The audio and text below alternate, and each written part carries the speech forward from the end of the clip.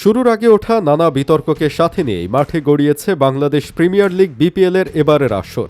কোন দলের শক্তিমত্তা কেমন, দুর্বলতা কোথায়, সেটির ধারাবাহিক প্রতিবেদন আপনারা দেখছেন ক্রিকেট 75-এর পেজে। আমাদের আজকের আলোচিত দল রংপুর রাইডার্স। চলুন দেখে নেওয়া যাক কতটা শক্তিশালী রংপুরের ফ্র্যাঞ্চাইজিটি। তাদের দুর্বলতা এবং শক্তিমত্তা থাকছে মূল প্রতিবেদনে।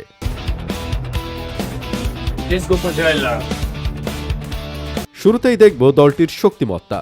রংপুর গোছানো দল। দলটির বেশিরভাগ খেলোয়াড়ই অনেকদিন ধরে আছেন এই ফ্র্যাঞ্চাইজিতে। এবার লিটন দাস, তাওহিদ হৃদয়, মাহমুদুল্লাহরা যোগ হওয়ায় রংপুরের শক্তি বেড়েছে আরও। টপ অর্ডার থেকে লোয়ার মিডল অর্ডার পর্যন্ত ব্যাটিংয়ে কার্যকরী ক্রিকেটার আছে তাদের। ওপেনিংয়ে লিটন দাস, খাজা নাফি আছেন। টপ অর্ডারে আরও আছেন কাইল মায়ার্স, ডেভিড ম্যালন, তাওহিদ হৃদয়রা। ম্যালন, মায়ার্স ও লিটনের সঙ্গে ওপেন করতে পারেন। মিডল অর্ডারে বিপিএলের নিয়মিত পারফর্মার পাকিস্তানের দুই ব্যাটসম্যান খুশদিল শাহ ও ইফতিখার আহমেদ আছেন। অভিজ্ঞ মাহমুদুল্লাহ আর রংপুরকে অনেকদিন ধরে নেতৃত্ব দেওয়া নুরুল হাসান তো থাকছেনই। পেস বোলিংয়ে দলটিকে নেতৃত্ব দেবেন মোস্তাফিজুর রহমান। টি-20 ক্যারিয়ারে এই মুহূর্তে সেরা ছন্দে আছেন মোস্তাফিজ।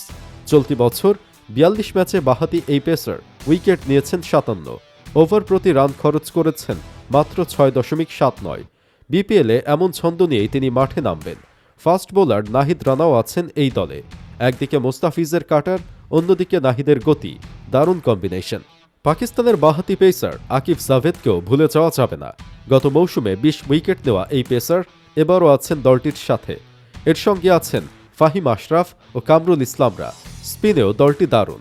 ছন্দে থাকা বাহাতি স্পিনার রাকিবুল হাসানের সঙ্গে এই দলে আছেন রহস্যি স্পিনার আলিস আল ইসলাম।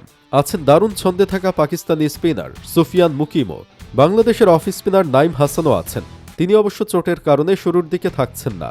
এত শক্তিমত্তার মাঝে সামান্য দুর্বলতাও আছে দলটির। খাতা কলমে দলটির দুর্বলতা পাওয়া কঠিন, তবে সবসময় ভালো দল গড়েও রংপুর বিপিএলে শিরোপা জিততে পেরেছে মাত্র একবার, 2017 সালে। প্লে অফের আগে বড় বড় নাম দলে নেওয়ার দিকে মনোযোগ দেয় দলটি। এই সিদ্ধান্ত অনেক সময় দলটির জন্য কাজে লাগে না। 2-1 ম্যাচের জন্য এসে অনেক ক্ষেত্রে সেই সব ক্রিকেটাররা পারফর্ম করতে পারেন না।